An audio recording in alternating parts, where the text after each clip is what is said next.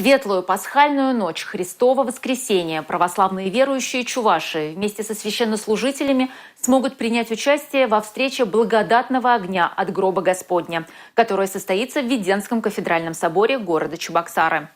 Лампада с благодатным огнем со Святой Земли будет принесена на Чувашскую землю в пасхальную ночь с 15 на 16 апреля. Ее доставят депутат Государственной Думы России Анатолий Аксаков и директор благотворительного фонда «Воскресенье» специальным чартерным рейсом из аэропорта города Москвы.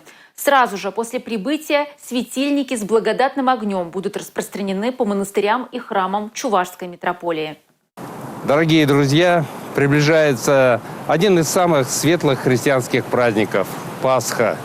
И накануне Пасхи всегда в Иерусалиме, в Святом Граде, сходит благодатный огонь.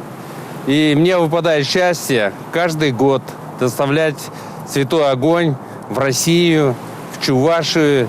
И мои земляки, гости Чувашии, России имеют возможность прикоснуться к святому огню для того, чтобы испытать счастье, прикосновение к Божьему благословению.